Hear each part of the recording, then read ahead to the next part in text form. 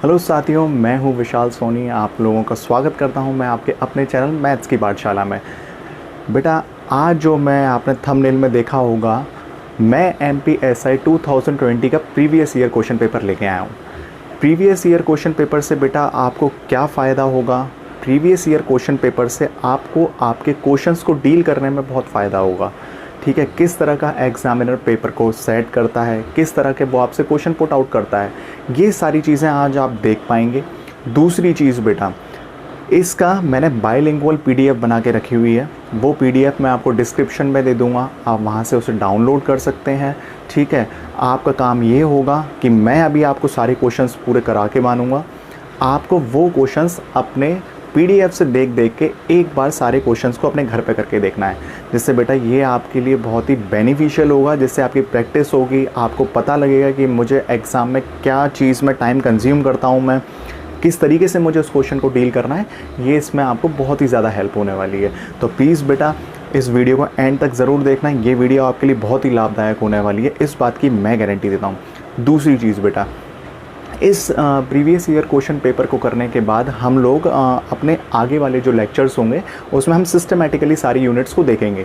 ठीक है, उन यूनिट्स को मैं बेटा आपको ब्रीफ में कराने वाला हूँ। मैं कोई भी चीज़ ऐसी नहीं छोड़ूंगा जो आपके लिए हानिकारक हो। आप सारी चीज़ मेरे देखोगे, एक एक अपन जो सिंगल पॉइंट भी होगा ना, उसको भी अपन अच्छे से देखेंगे। ठीक है, और दूसरी बात बेटा, मेरा उद्देश्य ये रहता है कि मैं किसी भी यूनिट को कराता हूँ, मुझे और टीचर्स का तो पता नहीं, बट मैं जैसा कराता हूँ, मैं सारी यूनिट्स के आपको सबसे पहले उनका पैटर्न बताने वाला हूँ। पैटर्न को जानने के बाद आप उसके एग्जाम्पल्स देखेंगे, उसके बाद अपन सीधे यूनिट्स पे आएंगे। जैसे बेटा क्या होता है, आपने जब आप छोटे होंगे तो आपने देखा होगा कि आपके जब क्लास टीचर स्कूल्स में क्या कराते थे, जब कोई भी मैथ्स का यूनिट स्टार्ट होता था उससे पहले आपके लिए एग्जाम्पल से चालू होता था, या फिर आप थ्योरम से चालू करते थे। जब आप उस एग्जाम्पल और थ्योरम को आप जब अच्छे से रीड आउट कर लेते थे, उससे अच्छे से प्रैक्टिस कर लेते थे, तब जाके आप किसी एक्सरसाइज पे मूव करते थे। बेटा उससे क्या फ़ायदा होता है? उससे आपको ये फ़ायदा होता है कि आप उसकी प्रैक्टिस करने के बाद इतने अच्छे से उसे डील आउट कर सकते हो कि आप उसके बाद पूरी एक्सरसाइज कर सकते हो आसानी से। इसलिए मेरा उद्देश्य ये होगा, मैं किसी भी यूनिट को लेके आऊँगा, उससे पहले आपको सबसे पहले उसका एक एग्जाम्पल, उससे रिलेटेड उसका पैटर्न, ये सब चीज़ें मैं आपको बताऊँगा। उसके बाद कोई भी एक्सरसाइज स्टार्ट करूँगा। ठीक है बेटा, इतना समझ में आ गया? और दूसरी बात बेटा, अगर वीडियो पसंद आए तो ज़रूर एक बार लाइक, शेयर और सब्सक्राइब करके ज़रूर जाएगा, और वीडियो को एंड तक वॉच आउट ज़रूर कीजिएगा, ये आपके लिए फ़ायदेमंद है। इसके बाद अपन प्रीवियस ईयर क्वेश्चन के बाद अपन सेशंस को आगे बढ़ाएंगे, और सीधे आज MPSI के लेक्चर लेके आए हैं, SSC के लेक्चर स्टार्ट होंगे, CTET के एग्ज़ाम्स के लेक्चर हों, UPSI के एग्ज़ाम्स के होंगे। तो अब ये सीरियल वाइज चलता ही जाएगा, ख़त्म नहीं होगा। और गारंटी देता हूँ मैं आपको, इस पेड लेक्चर से ज़्यादा आपको फ्री सेशन में देने वाला हूँ, इस बात की मैं गारंटी देता हूँ। ठीक है बेटा, तो आइए स्टार्ट करते हैं। बोर्ड पे देखिए,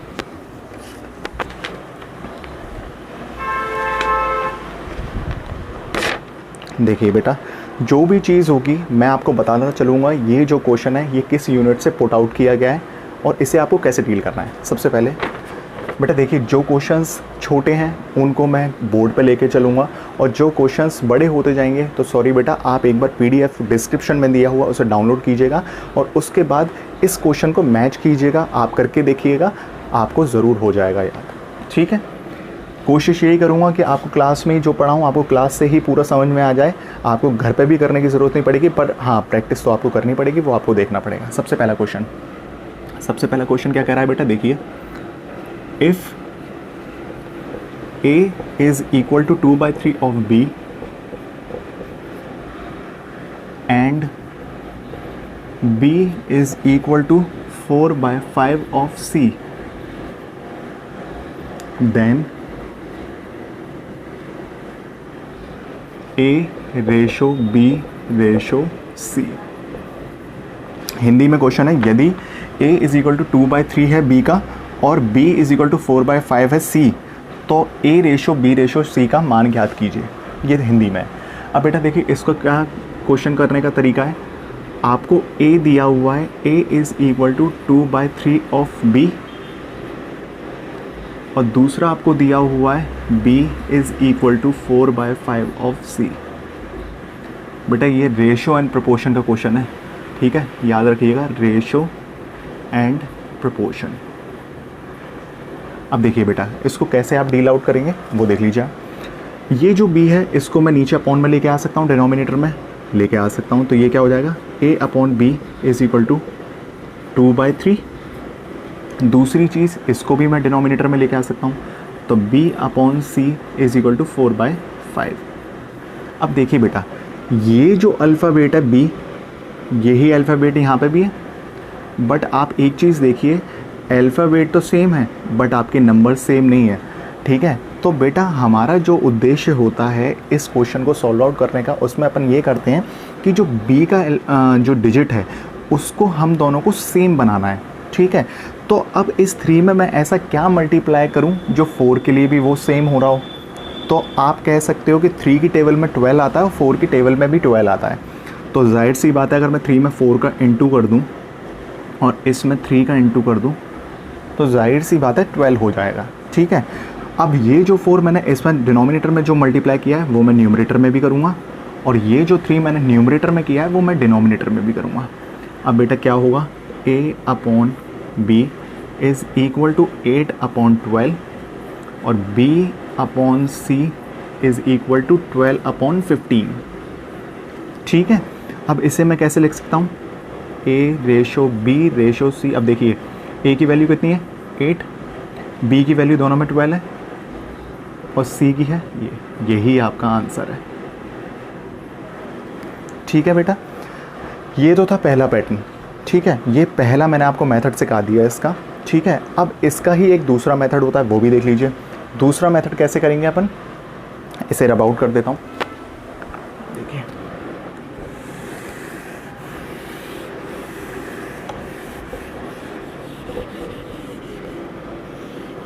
दूसरे मेथड में क्या होगा बेटा, a और b रेशियो कितना दिया है आपको, 2:3, और b रेशो c कितना दिया है आपको, 4:5। ठीक है, इसे मैं रब कर देता हूँ, आपको दूसरा मेथड सिखा रहा हूँ इसी क्वेश्चन का।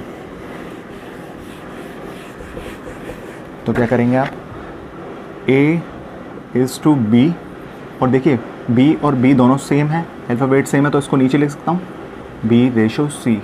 अब a और b की कितनी वैल्यू है, 2:3। अब जो b इसके नीचे लिखा है तो जाहिर सी बात है इसकी भी डिजिट इसके नीचे आनी चाहिए, तो 4:5। अब बेटा कुछ भी नहीं करना होता, बस ज़िगज़ैग पाथ देखिएगा, इसका मल्टीप्लाई इससे, इसका मल्टीप्लाई इससे और इसका मल्टीप्लाई इससे, तो क्या हो जाएगा, 4 2 8, 4 3 12 और 3 5 15। आ गया पहले वाले की तरह सेम, यही है बेटा मैंने, क्या हो जाएगा, a:b:c, आपका आंसर हो जाएगा 8:12:15। ठीक है, आ गया। फर्स्ट मेथड से अगर आपको अच्छा लग रहा हो तो आप फर्स्ट मेथड से करें, और सेकंड से अच्छा लग रहा हो तो आप सेकंड से करें, ये आपके ऊपर है। ठीक है बेटा, अब आइए सेकंड क्वेश्चन देखते हैं।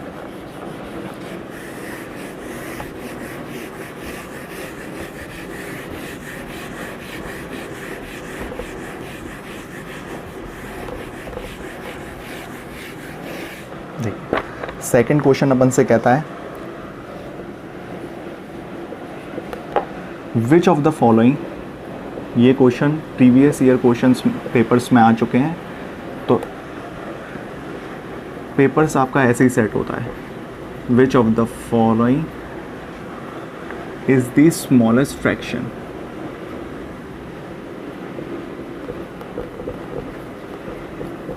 ठीक है, हिंदी में एक बार मैं क्वेश्चन रीड कर देता हूँ। निम्न में से सबसे छोटी भिन्न कौन सी है वो आपको बताना है। आपको ये जो क्वेश्चन है ये फ्रैक्शन से लिया गया है, तो क्वेश्चन क्या पूछा गया है, 9/23, ठीक है, 13/18, 15/19, ठीक है, और 23/29।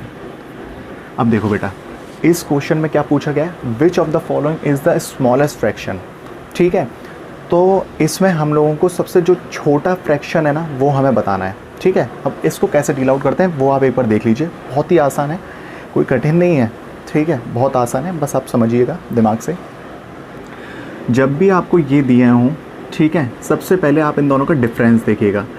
जब 23 में से 19 को सब्ट्रैक्ट करेंगे, 18 में से 13 को सब्ट्रैक्ट करेंगे, 19 में से 15 को सब्ट्रैक्ट करेंगे, 29 में 23 को सब्ट्रैक्ट करेंगे, तो क्या होगा? 23 में से 29 को माइनस किया, 19 को 23 में से 19 को माइनस किया तो कितना बचा? 4। 18 में से 13 को माइनस किया तो कितना बचा? 5।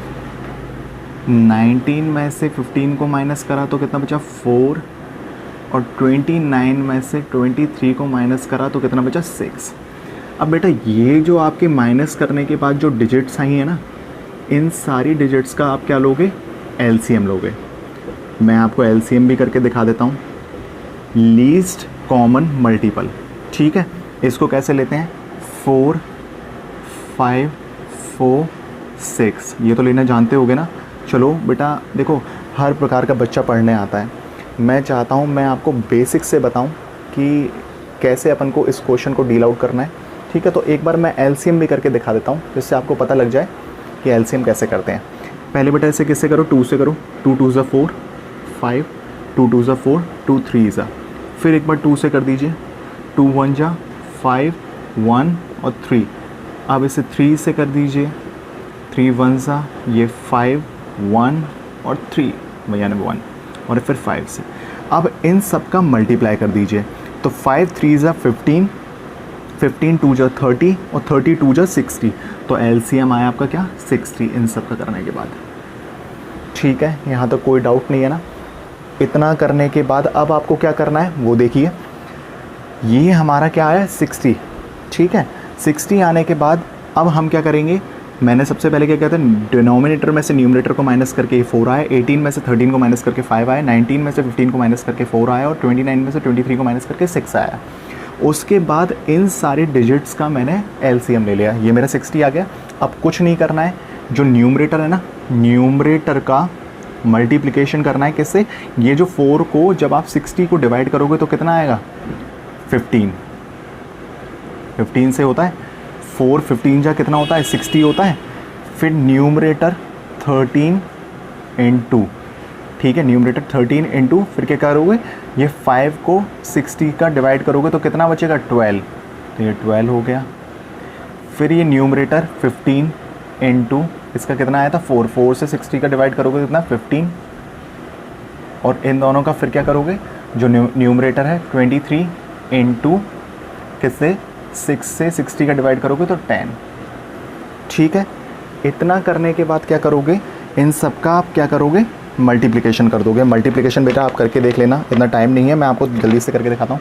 इसका 285 होगा, ठीक है। इसका 156 होगा, इसका 225 होगा और इसका आएगा कितना? 230।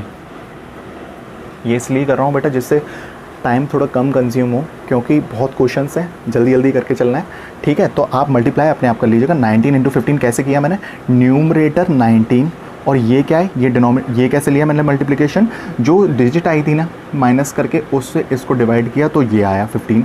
4 को 60 से डिवाइड करोगे तो 15 आएगा। 5 को 60 से डिवाइड करोगे तो 12 आएगा, ठीक है। 4 को 60 से करोगे तो 15 आएगा और 6 को 60 से करोगे तो 10 आएगा। इन सब का मल्टीप्लिकेशन। अब आपको सबसे पहले क्या बताना है? स्मॉलेस्ट फ्रैक्शन बताना है। तो स्मॉलेस्ट फ्रैक्शन कैसे बताओगे? इधर मैं रब कर देता हूँ। देखो सबसे पहले 156 है, सबसे छोटा है 156। उसके बाद 225 225, उसके बाद 230 और उसके बाद 285 285। यानी इसका मतलब सेकंड वाला सबसे छोटा 13/18, उसके बाद 15/19, उसके बाद 23/29 और उसके बाद 19/23। यही आपका आंसर है ना बेटा? आसान, कोई डाउट? आसानी से हो गया, बस ऐसे ही करते जाना है, कोई डिफ़िकल्ट नहीं है। आप जब करोगे ना, प्रैक्टिस करोगे, आपको आसानी से आता जाएगा, इस बात की मैं गारंटी देता हूँ। और अगर आपको इन केस कोई भी डाउट होता है तो आप कमेंट सेक्शन में एक बार ज़रूर कर दें, ठीक है। कमेंट सेक्शन में आप बोलेंगे, मैं आपको रिप्लाई ज़रूर करूँगा, ये मेरा वादा है आपसे।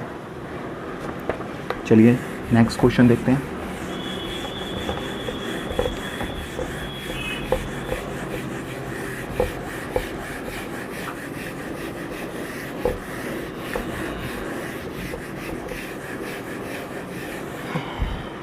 बेटा थर्ड क्वेश्चन देखिए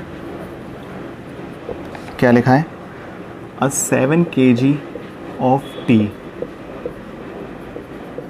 ठीक है, कॉस्टिंग रुपीज़ 280 पर kg, ठीक है, इज़ मिक्सड विद, उसे मिलाया गया 9 kg of T costing rupees 240 पर kg, ठीक है। द एवरेज, औसत निकालना है एवरेज, द एवरेज प्राइस पर kg of the mix T is, देखिए बेटा क्वेश्चन किसका है, ये मिक्सचर और एलिगेशन का क्वेश्चन है, ठीक है। सबसे पहले इसने क्या बोला क्वेश्चन में, अपन से बोला कि 7 kg कोई शक्कर है जो कितनी कीमत की, 280 पर kg, यानी कोई 7 kg की शुगर जो है, ठीक है, जो 7 kg यानी 1 kg आपको कितने की पड़ी, 280 की पड़ी, ठीक है, is mixed with 9 kg of T costing rupees 240 पर kg। अब 240 रुपये पर kg उसने कितनी 9 kg शुगर ली है, इन दोनों को उसने मिक्स किया है, मिक्स करने के बाद उसने हमसे पूछा द एवरेज प्राइस पर kg, यानी इन दोनों को मिक्स करने के बाद कितना एवरेज बनता है दोनों की क्वांटिटी को मिला के, ठीक है, मिक्स टी बोला ना। तो सबसे पहले क्या करेंगे, कितनी है 7 kg को आप मल्टीप्लाई कर दोगे 280 से, प्लस दूसरी क्वांटिटी कितनी है 9 को आप मल्टीप्लाई कर दोगे 240 से, अपॉन दोनों की क्वांटिटी कितनी है 7 प्लस 9, अब कितना होगा, 7 से इसका मल्टीप्लाई करिए 0, 7 8 जा 56, 1960 प्लस 9 0 से 0, 9 4 से 36, 3 2 1, ठीक है। अब क्या करेंगे, इन दोनों का 9 में प्लस 7 करेंगे तो कितना होता है 16, ठीक है। अब बेटा आप इसको प्लस करने के बाद आप खुद सब डिवाइड कर दीजिएगा, आपका आंसर आ जाएगा। वैसे इसका आंसर है वो भी मैं आपको बता देता हूँ जिससे आपको दिक्कत ना आए, 257.5 kg, यही बेटा आपका आंसर है, ठीक है, कोई दिक्कत तो नहीं है।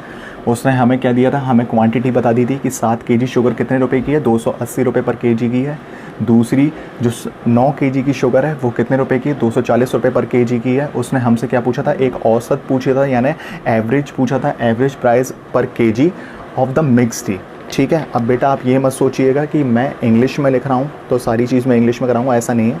आपकी जो PDF दी हुई है मैंने, PDF में दोनों बाइलिंगुअल है, उसमें हिंदी में भी क्वेश्चंस हैं और इंग्लिश में भी क्वेश्चन है, आप दोनों से प्रैक्टिस कर सकते हैं। ये मैं इसलिए करा रहा हूँ जिससे बेटा टाइम थोड़ा कम कंज्यूम हो, ठीक है, और लिखने में थोड़ा समय जाता है बहुत, ठीक है। अब नेक्स्ट क्वेश्चन देखिए,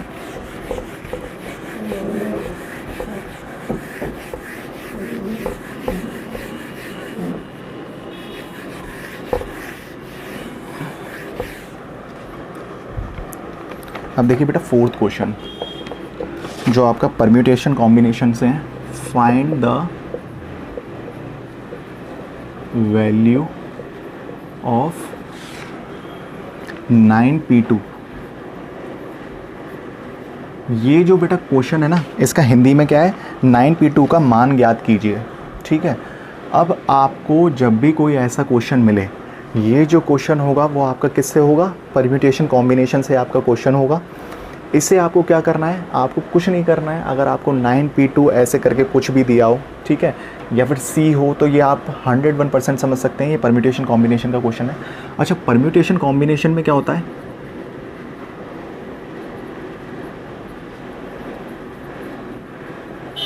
इसमें क्या होता है, आपका फॉर्मूला होता है, ये एक फॉर्मूला होता है NCR, ठीक है, NCR। तो जब भी आपको, सॉरी NPR, ठीक है, अब जब भी आपको ये फॉर्मूला दिखे तो आप इससे कैसे डील करेंगे, factorial n upon factorial n minus r, ठीक है। अगर आपको कभी भी ऐसा क्वेश्चन मिलता है तो आप तुरंत समझ जाइएगा ये परम्यूटेशन कॉम्बिनेशन का क्वेश्चन है। और इसे कैसे करना है, परम्यूटेशन कॉम्बिनेशन को NPR इसका फॉर्मूला होता है, इसका मतलब होता है factorial n upon factorial n minus r। ठीक है। एक चीज़ और बता दूं मैं, अगर फैक्टोरियल में कोई भी डिजिट या फिर कोई भी चीज़ दी होती है तो उसे अपन कैसे एक्सटेंड करते हैं वो आप एक बार देख लीजिए। देखो बेटा, अगर मान लीजिए फैक्टोरियल में आपको 5 दिया होता, ठीक है, तो आप इसे कैसे लिखोगे, आप इसे लिखोगे 5 इंटू 4 इंटू 3 इंटू 2 इंटू 1। ठीक है। अगर आपको इन केस यहाँ 7 दिया होता तो आप इसे कैसे लिखोगे, 7 into 6 into 5 into 4 into 3 into 2 into 1। इसे एक्सटेंड करते जाते हैं। ठीक है, जितना हो उतना एक्सटेंड कीजिए। अब इसमें क्या पूछा गया है, 9p2, तो बेटा इसे कैसे लिखोगे, फैक्टोरियल 9 अपॉन 9 माइनस 2। तो इसे कैसे लिखोगे, फैक्टोरियल 9 अपॉन 9 माइनस 2 कितना होता है, फैक्टोरियल 7 होता है। ठीक है, कोई दिक्कत तो नहीं है। अब जब मैं इसको एक्सटेंड करूँगा तो मैं इसे ये सकता हूँ 9 इंटू 8। अब देखो बेटा, इसके बाद क्या आएगा, 7 ही तो आएगा, तो उसे मैं फैक्टोरियल 7 में छोड़ देता हूँ, मैं उसके आगे एक्सटेंड ही नहीं कर रहा। ठीक है, अपॉन नीचे फैक्टोरियल 7 तो दिया ही हुआ है, तो इस फैक्टोरियल से ये फैक्टोरियल काट दूँ तो 9 8 ज़ा 72, यही मेरा आंसर है। ठीक है, कोई डाउट तो नहीं है, बहुत ही आसान था, परम्यूटेशन कॉम्बिनेशन का था। अगर NPR दिया हो तो factorial n upon n minus r, ये आपका फॉर्मूला होता है। ठीक है, अब आगे बढ़ते हैं समय ना वेस्ट करते हुए।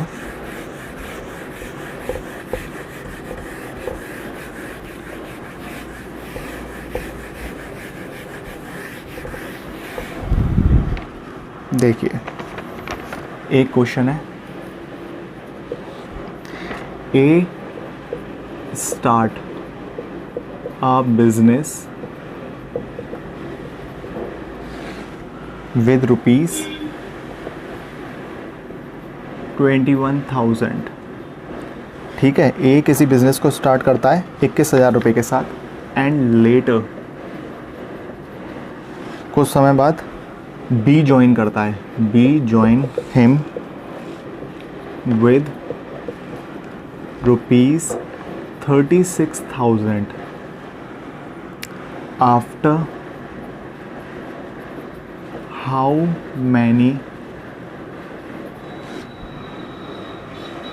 many months did B join if the profit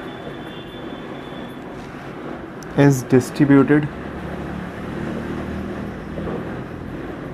in equal ratio at the end of year। देखो बेटा, क्वेश्चन में क्या पूछा हुआ है, क्वेश्चन आपसे बहुत ही आसान शब्दों में बोल रहा है कि ए ने किसी बिजनेस को स्टार्ट किया 21,000 रुपये के साथ।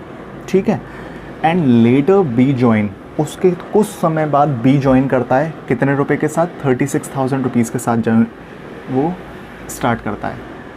After how many months did B join, कितने महीने बाद बी ने ज्वाइन किया होगा, if the profit is distributed in equal ratio, जो कि जो उन दोनों का प्रॉफिट जो बटा हुआ है वो इक्वल रेशो में बटा हुआ है। यानी बी, ए ने तो बिज़नेस स्टार्ट कर दिया था, पर अब जो बी आया है वो कितने महीने बाद आया होगा, उन दोनों का जो भी प्रॉफिट हुआ है वो दोनों का इक्वल रेशो में प्रॉफिट हुआ है। ठीक है, at the end of the year, साल के अंत में।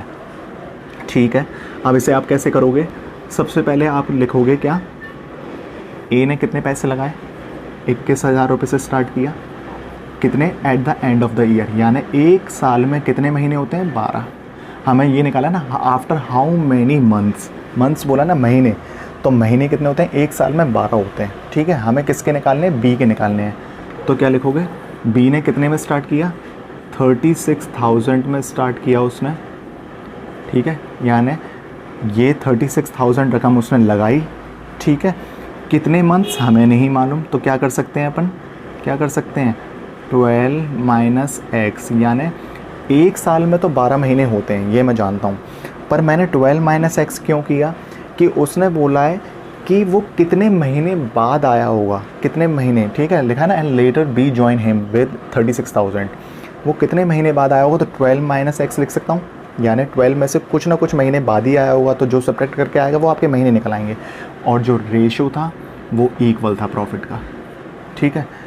इन 3 ज़ीरो से इन 3 ज़ीरो को काट दूँ, 12 से 36 कितने 3 जा जाता है, और 3 से 21 7 जा कटता है, कितना आया, इसका मल्टीप्लाई इसमें कर दो और इसका मल्टीप्लाई इसमें कर दो, तो कितना होगा, 7 is equal to 12 minus X हो गया, ठीक है। इस x को मैं यहाँ लेके आ जाता हूँ और ये 7 मैं यहाँ लेके चला जाता हूँ, तो कितना हो जाएगा, x is equal to 12 minus 7, यानी 5 मंथ्स, यही आपका आंसर है।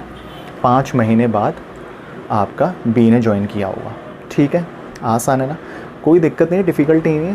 देखो डिफ़िकल्ट हम खुद बनाते हैं, ठीक है, क्वेश्चन डिफ़िकल्ट नहीं होता, क्वेश्चन सभी इजी होते हैं, बट डिफ़िकल्ट कब बनता है, जब हम लोग अपने माइंड सेट कर लेते हैं कि यार ये क्वेश्चन बहुत डिफ़िकल्ट है, ये क्वेश्चन बहुत डिफ़िकल्ट है, और पेपर में एक क्या होता है, प्रेशर बहुत ही अलग होता है, इसलिए प्रेशर कभी भी अपने ऊपर हावी ना होने दो, ठीक है। कोशिश ये करो कि आप उसे आसानी से डील आउट कर सको, और बेटा इस बात की गारंटी मैं देता हूँ, मैं आपको हर क्वेश्चन में इतना परफेक्ट कर दूंगा कि आप कभी भी ये नहीं सोच पाओगे कि ये क्वेश्चन मेरे लिए डिफ़िकल्ट है, ठीक है।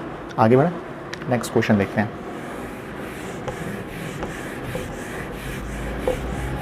बेटा यही लेवल रहता है आपका एग्ज़ाम्स का, तो आप ये मत सोचिएगा कि ये इजी हैं, यही लेवल है आपका, ठीक है।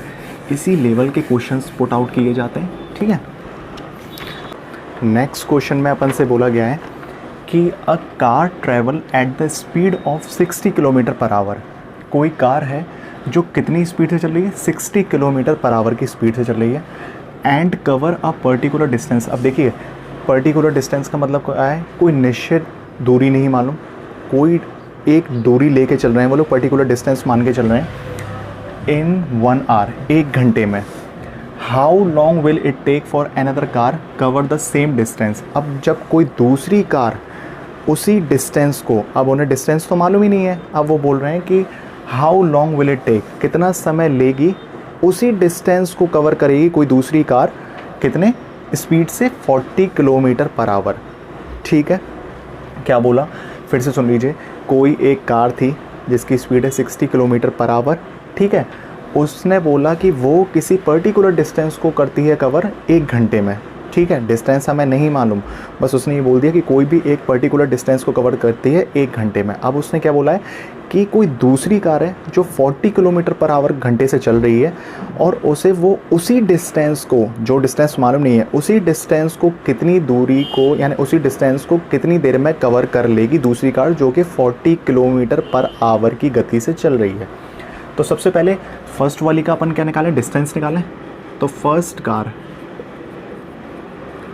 स्पीड का फॉर्मूला क्या होता है, speed is equal to distance upon time.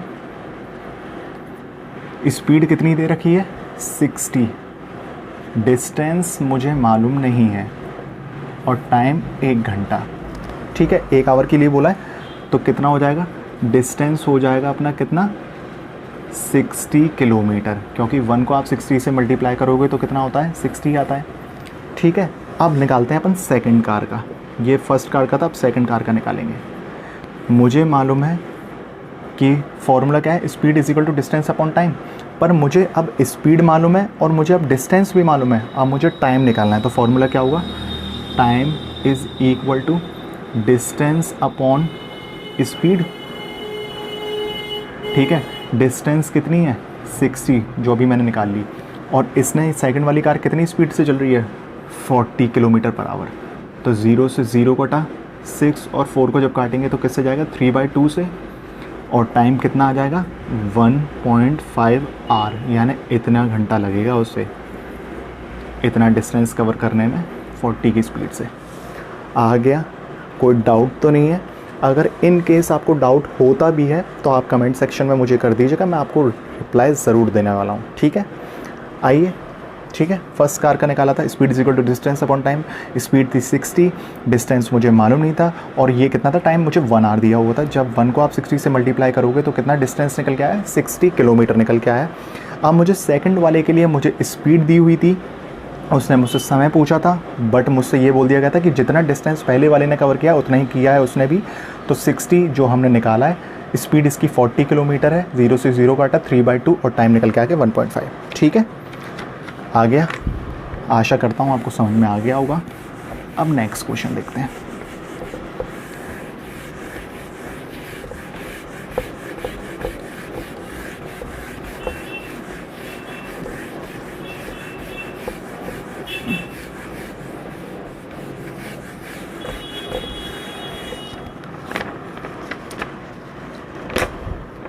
Question number 7,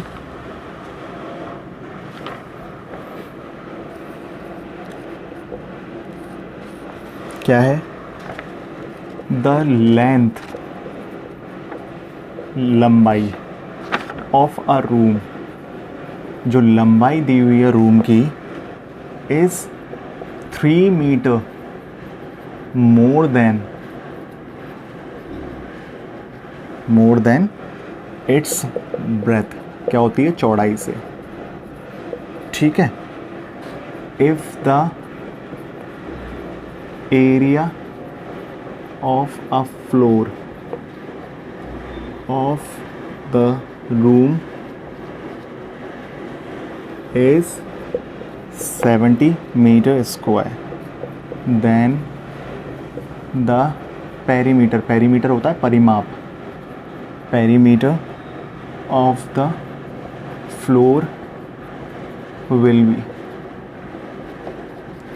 question क्या है, जो हमें लंबाई दी है रूम की, the length of the room is 3 metre more than its breadth, जो उसकी चौड़ाई है ना, कुछ भी चौड़ाई हो सकती है, उसकी चौड़ाई से 3 ज़्यादा है।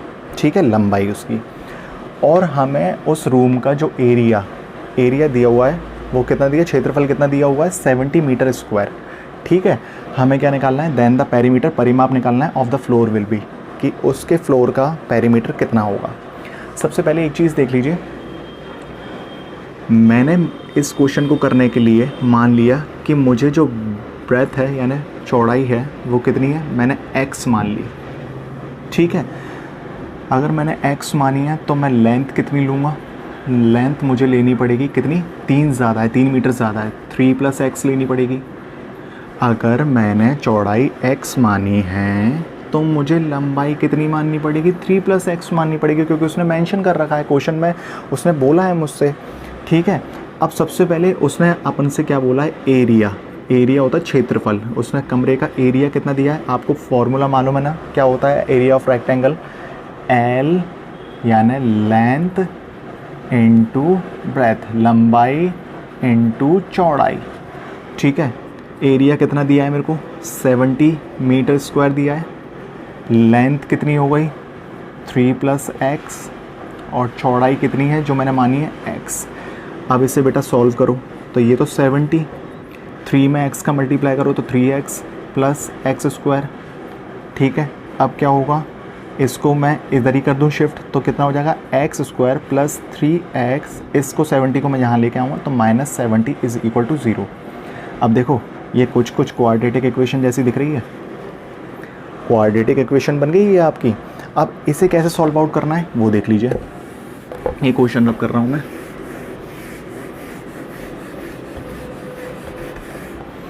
अब ये जो इक्वेशन है x² + 3x - 70, अब बेटा देखो क्वाड्रेटिक इक्वेशन को सॉल्व करने का तरीका क्या होता है कि जब भी आपको कोई भी क्वाड्रेटिक इक्वेशन दी हो, आप इस वाली डिजिट को देखें और ये देखें, मुझे मल्टीप्लाई करने पे ये बनना चाहिए, कुछ भी चीज़ मैं 2 डिजिट्स का मल्टीप्लाई करूं तो मेरा ये आना चाहिए, और प्लस या माइनस करने पे मेरी ये डिजिट बननी चाहिए। ठीक है, यही होता है। तो देखिए अगर मैं 10 7 जा करूँ, 10 × 7 करूँ तो 70 आ रहा है, और 10 में से 7 का माइनस करूँ तो 3 आ रहा है, बिल्कुल सही है। इसका मतलब ये चीज़ एप्लीकेबल हो रही है इसमें, इसको भी हटा दो। ठीक है, तो क्या होगा, x प्लस 10x, साइन को देख के चलना, यहाँ प्लस का साइन है तो प्लस वाला बड़ा लेना होगा, minus 7x minus 70 is equal to 0। अब इसमें से मैं x कॉमन ले लूँ, तो x कॉमन लिया तो अंदर क्या बचा, x प्लस 10। इसमें से 7 को कॉमन ले सकता हूँ, तो माइनस 7 कॉमन ले लिया तो कितना बचा, x प्लस 7 10 जा 70 इज इक्वल टू 0। अब देखिए x माइनस 7 और x plus 10 is equal to कितना हुआ, 0 के बराबर हुआ। अब जब इसको आप 0 के साथ रखोगे तो कितना आएगा, x इज इक्वल टू 7 आएगा और ये क्या आएगा, x is equal to minus 10 आएगा। अब आप एक चीज़ देख लीजिए कि मैंने क्या माना था, मैंने बोली थी आपसे कि जो ब्रेथ थी मैंने x मानी थी और जो लेंथ थी वो कितना माना था, मैंने 3 प्लस x माना था। ठीक है, यही तो माना था। अब आप मुझे कभी भी ये बता दो, क्या आपके घर की जो भी लंबाई और चौड़ाई जो होती है, कभी भी आप उसे माइनस लेके चलते हो, या उसका कभी कभी माइनस आपने लेके चला है, कभी भी क्षेत्रफल आपका माइनस में आया है, कभी ऐसा हुआ है, नहीं हुआ ना। तो बेटा यहाँ भी यही होगा। ये जो माइनस वाली टर्म है इसे तो मैं निगलेक्ट कर सकता हूँ, इसे मैं हटा सकता हूँ, क्योंकि भैया माइनस का तो कोई काम ही नहीं है ना। आप कभी भी लेंथ, चौड़ाई, लंबाई को कभी भी माइनस डिजिट में तो ले ही नहीं सकते हो, तो आपको पॉजिटिव वाली लेके चलनी पड़ेगी। तो पॉजिटिव वाली क्या है, 7, तो मेरी ब्रेथ क्या हो गई 7 और लेंथ क्या हो गई 3 प्लस एक्स, यानी 7 प्लस 3 कितना होता है 10।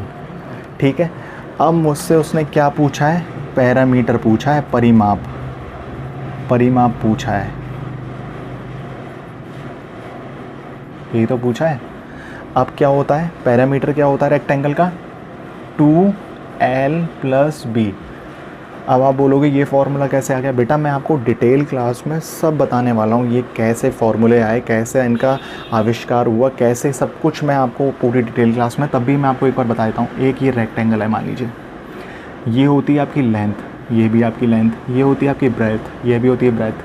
तो यानी कितनी 2l हो गए प्लस 2b हो गए, दोनों का मैं सबका एडिशन कर दिया, तो 2l है और 2 ही b हैं, इनमें से 2 कॉमन ले लो तो क्या बचा, l प्लस b, यही बन गया पैरामीटर ऑफ अ रेक्टेंगल। अब क्या करोगे, इस 2 को फिर क्या है, b और l की वैल्यू कितनी है 10 प्लस 7। ठीक है, 10 प्लस 7 है। अब यहाँ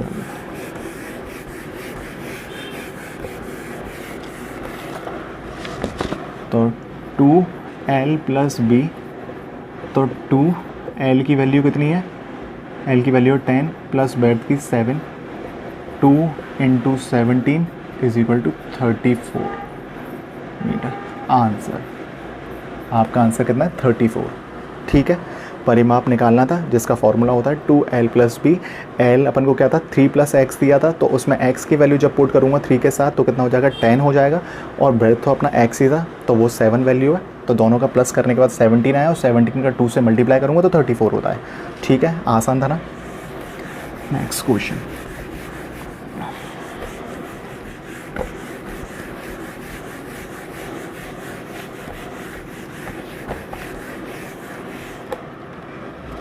नेक्स्ट क्वेश्चन देखिए बेटा, नेक्स्ट क्वेश्चन है क्वेश्चन नंबर 8।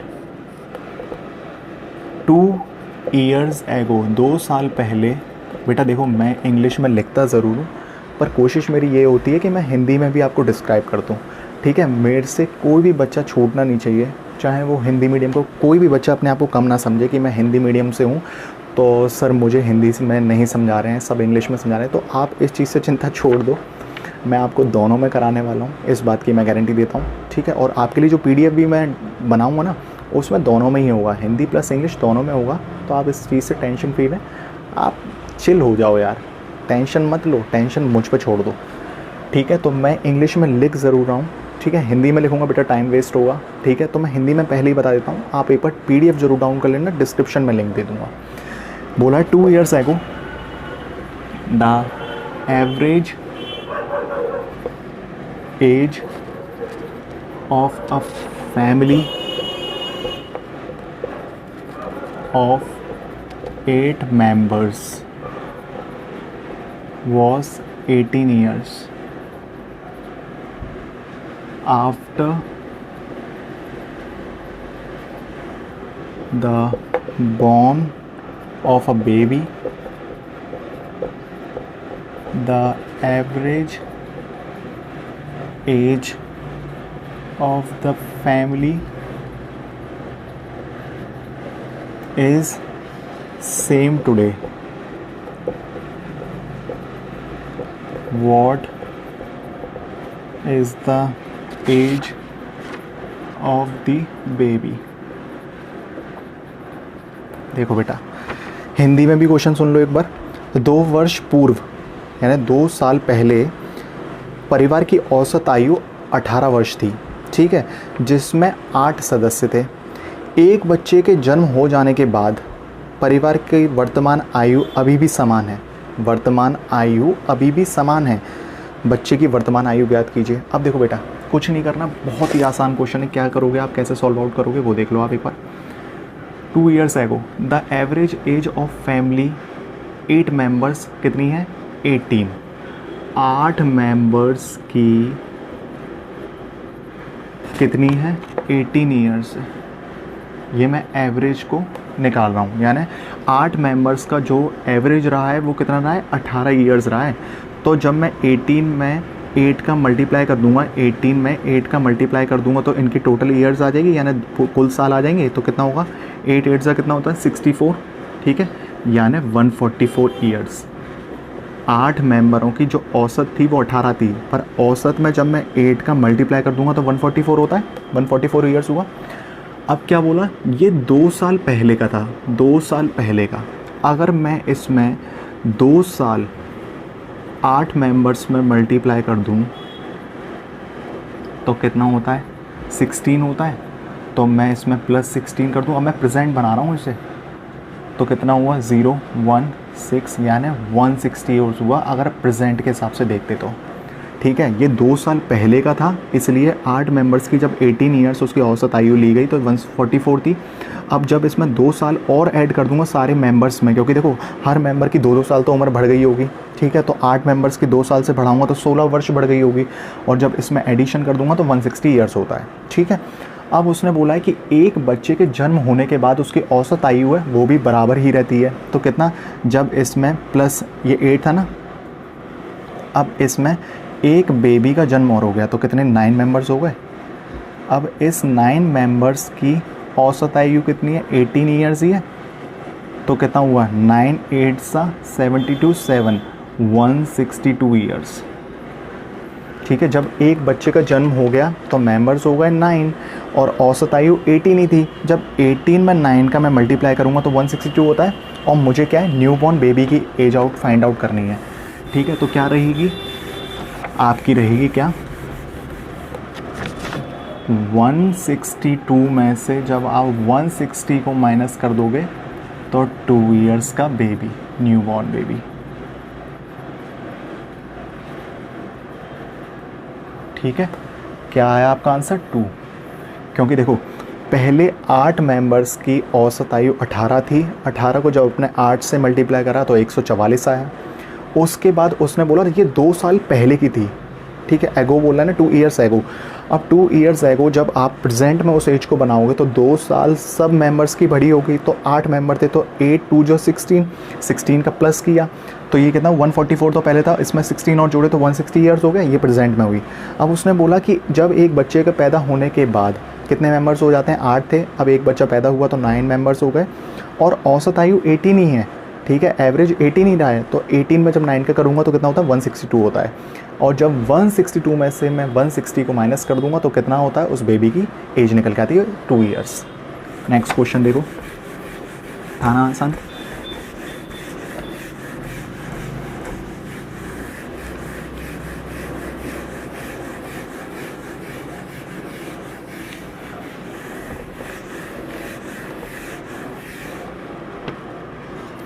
नेक्स्ट क्वेश्चन देखिए, question number 9। A and B together can do a piece of work in 10 days, ठीक है। A alone can do it in 30 days. The time in which B alone can do it is। देखो बेटा, question बहुत ही आसान है, time and work से ये question पूछा गया है, ठीक है, कोई टेंशन लेने की बात नहीं है। आप सुनिए, ए और बी किसी काम को मिलके 10 दिनों में करते हैं, ठीक है, ए और बी किसी काम को मिलके 10 दिनों में करते हैं और ए अकेला उसी काम को 30 दिनों में करता है, उसी काम को 30 दिनों में करता है, तो कितना समय में बी अकेला उसी काम को करेगा। ठीक है, आसान है। इसके मैं 2 मेथड आपको बताऊंगा। फर्स्ट मेथड देख लो पहले आप। फर्स्ट मेथड, पहला मेथड जो होता है वो तो आपको मालूम है, एलसीएम। ए प्लस बी कितने दिनों में कर रहा है? 10 डेज में कर रहा है, ठीक है ना, व्यू हो रहा है ना 10 डेज में, और ए अकेला उसी काम को कितने 30 डेज में कर रहा है। दोनों का एलसीएम लिया, 30 आया, ठीक है। अब 10 को 30 से आप जब डिवाइड करोगे तो कितना बचा? 3, और 30 को 30 से तो 1, ठीक है। अब क्या बोला है? ए प्लस बी कितने यूनिट कर रहा है? 3 यूनिट काम कर रहा है, ठीक है, और ए अकेला 1 यूनिट काम कर रहा है सिंगल डे, ठीक है। अब क्या बोला है? जब आपको ये निकालना होगा बी अलोन का, तो देखो ए और बी कितनी यूनिट कर रहे हैं? 3। ए प्लस बी 3 कर रहे हैं और ए अकेला कितने कर रहा है? 1 यूनिट कर रहा है, तो बी की यूनिट कितनी निकल के आएंगी? बी 2 यूनिट कर रहा होगा, क्योंकि ए जब ये दोनों मिलके 3 यूनिट काम कर रहे हैं, ए अकेला सिंगल यूनिट काम कर रहा है, तो ए का वैल्यू को मैं इसमें माइनस कर दूंगा तो बी की 2 यूनिट बनती है, और इसका मैं एलसीएम से डिवाइड कर दूंगा। 30 को 2 से डिवाइड करूंगा तो कितना आएगा? यानी 15 डेज़ में बी उसी काम को कंप्लीट कर लेगा अलोन, ठीक है। ये तो हुआ एलसीएम वाला। अब बेटा देखो सेकंड मेथड क्या है। सेकंड मेथड में कुछ नहीं है, एक फॉर्मूला है। जब भी आपको ऐसा कोई क्वेश्चन आ जाए तो ए प्लस बी इंटू ए अपॉन ए प्लस बी माइनस ए, ठीक है, वैल्यू पुट आउट कर दीजिए। ए और बी कितने दिनों में कर रहे हैं? 10 डेज़ में। ए अकेला कितने दिनों में कर रहा है? 30 डेज़ में, ठीक है। अब क्या करोगे? 30 माइनस 10, ठीक है, तो कितना हुआ? 10 30 का कितना होता है? 300 होता है, इंटू 30 में से 10 गए तो कितना बचा? 20, 2 से 0 कटा, और 2 से 30 कितने में जाता है? 15, यानी 15 डेज़ आपका आंसर है। ये है फॉर्मूला, ठीक है। आपको कुछ नहीं करना, दोनों के डेज़ को मल्टीप्लाई करना है, ठीक है, और नीचे वाले में क्या करना है? आपको एक सिंगल उसके लिए चाहिए ना, बी के लिए निकालना है, तो इसके जो टोटल डेज़ थे उसमें से उसके डेज़ आप माइनस कर दीजिए पर्टिकुलर के। तो जब आप डेज़ को माइनस करोगे तो जो निकल के आएगा उससे आप इसका टोटल वो निकाल के क्या करोगे? काटोगे, 0 से 0 कटेगा, और 2 से 30 15 से जाता है, तो आपका 15। तो 2 मेथड हो गए, एक एलसीएम मेथड हो गया और एक फार्मूला मेथड हो गया, ठीक है। ये मेथड इसलिए बेटा ये बहुत ही आसान होता है और तुरंत क्वेश्चन बनते हैं इससे। ये टाइम कंज्यूमिंग मेथड है, ये आपका टाइम सेविंग मेथड है, तो कोशिश ये करिए कि आप उससे करें, ठीक है। Next question,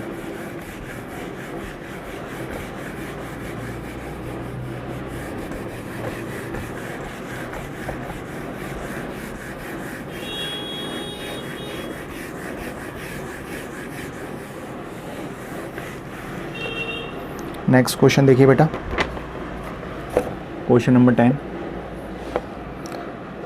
A 100 meter long train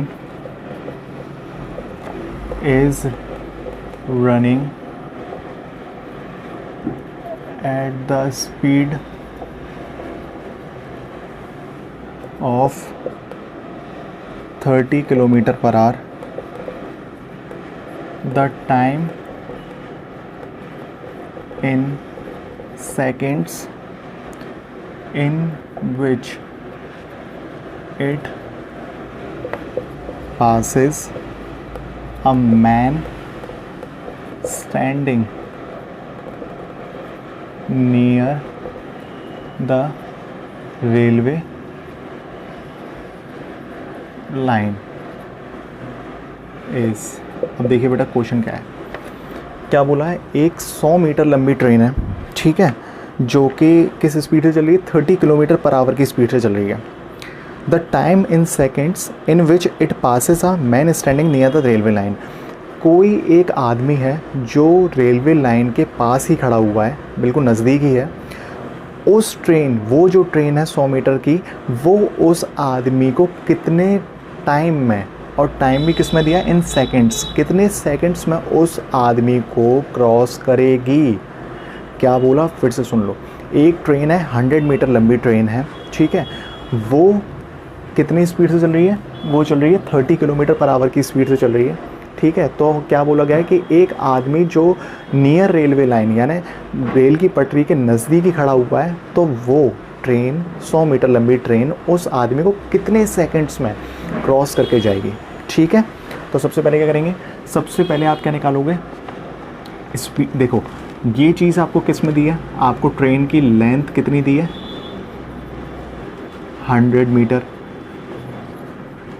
और ट्रेन किस स्पीड से चल रही है, स्पीड दी है आपको 30 किलोमीटर पर आवर। अब एक चीज़ देखो आप, मुझे जो टाइम निकालना है वो सेकंड्स में निकालना है, और ट्रेन की लेंथ भी मुझे मीटर में दी है, तो भाई इस किलोमीटर पर आवर को मुझे मीटर पर सेकंड में करना होगा। और आपको मालूम है जब भी किलोमीटर पर आवर को मैं मीटर पर सेकंड में कन्वर्ट करूँगा तो क्या करूँगा, 5/18 से मल्टीप्लाई, और जब भी मीटर पर सेकंड को मैं किलोमीटर पर आवर में कन्वर्ट करूँगा तो क्या करूँगा, 18/5, जस्ट रेसिप्रोकल कर देना, उससे मल्टीप्लाई, ठीक है, ये चीज़ होती है। अब देखो यहाँ दिया है kilometre per hour, kilometre per hour को मीटर पर सेकंड में करने के लिए क्या करना पड़ेगा, 30 को 5/18 से मल्टीप्लाई, 3 6 3 10, ठीक है। अब कोई कट रहा है, 50/6, अब 2 से काट लीजिए, 2 25 और 2 3 कितना बचा, 25/3 मीटर पर सेकंड, ठीक है, ये चीज़ निकल के आई। अब ये चीज़ मेरे को निकल के आ गई उसकी स्पीड, ट्रेन की स्पीड मैंने मीटर में कितनी कर दी, मीटर पर सेकंड में 25/3 मीटर पर सेकंड में कर दी। अब पूछा है कि कोई एक आदमी जो नियर रेलवे लाइन खड़ा हुआ है वो कितने सेकंड्स में करेगा, कितने सेकंड्स में करेगा, तो क्या करोगे, क्या करोगे बताओ आप, उसका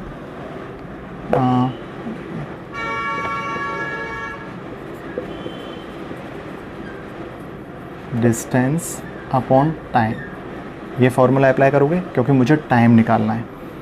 तो टाइम दिख रहा है ना बेटा, विजिबल है ना, टाइम, डिस्टेंस तो यहीं रहने दो, अपॉन स्पीड नीचे आ जाओ लेके। अब इधर देखिए, ये हटा रहा हूँ मैं, मुझे एक जो वो ट्रेन है 100 मीटर लंबी, वो उस आदमी को कितनी देर में क्रॉस करेगी, मेरे को टाइम बताना है सेकंड्स में।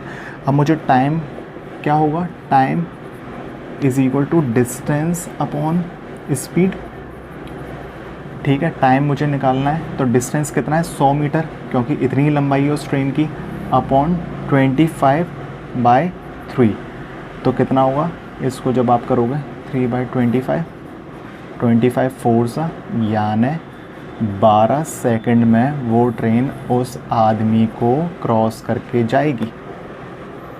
था सिंपल, कोई टेंशन तो नहीं है, कुछ भी नहीं करा। सबसे पहले अपन को एक ट्रेन की लंबाई दी थी जो कि 100 मीटर लंबी ट्रेन थी, उसके बाद 100 मीटर लंबी ट्रेन के बाद जो अपन को उसकी स्पीड दी है ट्रेन की, वो कितनी दी थी, अपन को स्पीड दी थी 30 kilometre per hour. 30 kilometre per hour को जब आप मीटर पर सेकंड में कन्वर्ट करोगे तो 5/18 से आपको मल्टीप्लाई करना पड़ेगा। उसको मल्टीप्लाई करने के बाद आपका आंसर निकल के आएगा मीटर पर सेकंड में 25/3 मीटर पर सेकंड निकल के आएगा। उसके बाद उसने बोला है कि एक आदमी जो नियर रेलवे लाइन के पास खड़ा हुआ है उसको वो ट्रेन कितने स्पीड से क्रॉस करके जाएगी, कितने टाइम में क्रॉस करके जाएगी, ठीक है। तो मुझे मालूम है उस ट्रेन की लंबाई कितनी है, इतना वो यानी डिस्टेंस है, 100 मीटर का डिस्टेंस है, और कितने टाइम यानी स्पीड क्या अपन ने मीटर पर सेकंड में कर ली 25/3 में। तो जब आप इसको क्रॉस मल्टीप्लाई यानी इसको काटोगे, जब काट पीट के जब आप सॉल्व आउट करोगे तो कितना आएगा, 12 सेकंड लगेंगे उस आदमी को वो ट्रेन से क्रॉस करने में। वो ट्रेन 12 सेकंड में उस आदमी को क्रॉस करके निकल जाएगी। ठीक है बेटा, कोई दिक्कत तो नहीं है। चलिए नेक्स्ट क्वेश्चन। बेटा ऐसे ही क्वेश्चंस आएंगे, बहुत आसान होंगे, ठीक है, आसानी से सॉल्व आउट होते चले जाएंगे। अब देखिए 11th क्वेश्चन, इसके बाद एक लास्ट क्वेश्चन लेंगे, उसके बाद नेक्स्ट क्लास में आपका दूसरा प्रीवियस ईयर क्वेश्चन पेपर लूँगा।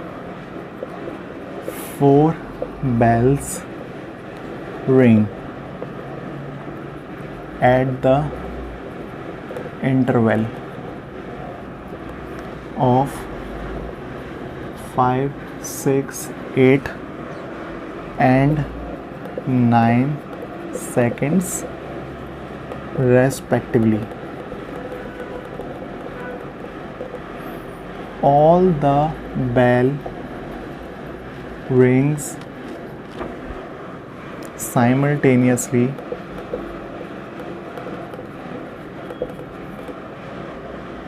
at some time. They will again ring simultaneously after. देखो बेटा क्वेश्चन में क्या बोला हुआ है कि 4 घंटियाँ हैं जो कितने कितने सेकंड्स के अंतराल से बजती हैं, 5, 6, 8 और 9 सेकंड्स के अंतराल से बजती हैं, ठीक है। सभी घंटियाँ किस समय एक साथ बजती हैं तो वह पुनः एक साथ कितने समय बाद बजेंगी, ठीक है। ये आपसे क्वेश्चन पूछा हुआ है। 4 बैल थी तो कितने टाइम इंटरवल के द्वारा बज रही थी, 5, 6, 8 और 9 सेकंड्स। अब बोला है यही 4 बैल फिर किस टाइम बाद बजेंगी, कितने टाइम इंटरवल के बाद ये सारी साइमल्टेनियसली एक साथ बजेंगी। तो क्या करोगे, सबसे पहले आप क्या लिखोगे, आपको एलसीएम लेना होगा इन सारे उनका, 5, 6, 8 और 9 सेकंड्स का आप एलसीएम लोगे, कितना आएगा बेटा, मैं सॉल्व आउट कर रहा हूँ। 2 3 2 4 9, अब 3 से करिए, 3 5 1 4 3, फिर 3 से करिए, 5 1 4 1, फिर 4 से करिए, 5 1 1 1, फिर 5 से। अब इसका मल्टीप्लाई कर दीजिए, 5 4 सा 20, 23 सा 60, 63 सा 180, 182 सा 360, यानी एलसीएम कितना आया, 360 सेकेंड्स, क्योंकि सेकेंड्स ही थी ये सारी।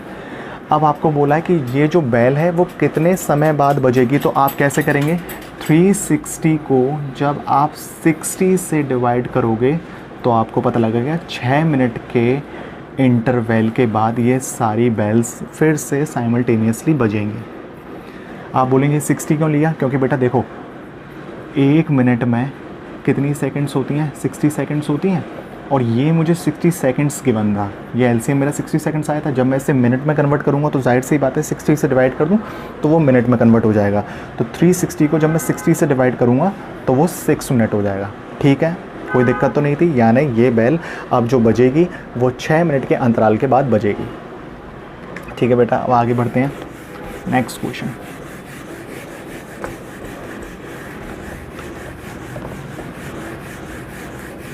ये बेटा MPSI में प्रीवियस ईयर क्वेश्चन पेपर है, आप एक बार सर्च मार लीजिएगा अगर आपको विश्वास ना हो। ये सारे पेपर्स जितने भी हैं मैंने सारे पेपर्स देखे हैं, उसके बाद ये क्वेश्चंस मिले हैं, इसलिए मैं आपको करा रहा हूँ, और नेक्स्ट लेक्चर भी मैं अपना क्वेश्चन पेपर का ही करूँगा। अब देखिए लास्ट क्वेश्चन, देखिए 12th। अ स्टूडेंट, एक कोई विद्यार्थी है आप जैसा, was asked to multiply a number by 3/2, but he divided that number by 3/2. His result was 10 less than the correct answer. The number was। देखिए बेटा क्वेश्चन में क्या बोला गया है, ये लैंग्वेज है ना, आप इससे कंफ्यूज मत हुआ करो। लैंग्वेज आपको लगती बहुत कठिन है पर लैंग्वेज होती बहुत ईजी है। एक बार दिमाग से समझने की कोशिश करा करो, आपको आसानी से वो चीज़ समझ में आ जाएगी, ठीक है बेटा। सबसे पहले देखिए क्या है, अ स्टूडेंट वॉज आस्क्ड, ठीक है, एक कोई स्टूडेंट है आप जैसा ही है, उससे बोला गया कि आपको किसी नंबर में, कोई भी नंबर हो सकता है, मैं एक x लेके चल रहा हूँ, उस नंबर में 3/2 का मल्टीप्लाई करना है, ठीक है। पर वो विद्यार्थी तो विद्यार्थी ही था उसने उस 3/2 को मल्टीप्लाई करने की बजाय कोई नंबर से, जो मैंने x माना है, उस नंबर से उसने 3/2 को डिवाइड कर दिया, लिखा है ना, but he divided that number by 3/2। Multiply करना था पर उसने मल्टीप्लाई ना करने की बजाय उसने उस नंबर से डिवाइड कर दिया, ठीक है। तो जो उसका रिज़ल्ट आना था was 10 less than the correct answer, जो उसका सही जो आंसर आने वाला था उसमें 10 कम था, ठीक है, 10 लेस था। तो वो नंबर क्या था, ठीक है। तो देखिए कैसे लेके चलेंगे। मान लीजिए मैं एक लेट करके चलता हूँ, मैंने मान लिया कि कोई नंबर था x, लेट मान लिया मैंने, ठीक है। क्या बोला था, 3/2 उस नंबर में मल्टीप्लाई करना था, ठीक है। पर उस बंदे ने, उस विद्यार्थी ने उसको मल्टीप्लाई ना करके माइनस यही नंबर से जो है 3/2 का डिवाइड दे दिया, और जो ओरिजिनल रिज़ल्ट आने वाला था वो कितना आने वाला था, जो भी ओरिजिनल रिज़ल्ट आने वाला था उससे 10 कम, ठीक है। अब देखिए क्या हुआ, जब आप इसे सॉल्व आउट करोगे 3/2x, इस 2 को आप ऊपर लेके चले जाओगे तो -2x/3। ये मैंने 10 क्यों लिया, क्योंकि जो ओरिजिनल नंबर लेके चलना था पर मैंने ले लिया गलत नंबर, तो इन दोनों का जो डिफरेंस बनना है ना वो 10 का बन रहा है, इसलिए मैंने 10 लिया है, याद रखना इस चीज़ को। तो ये चीज़ मैंने जब ऊपर लेके गया इस 2 को इधर, तो 2x हो गया, 2x/3 = 10।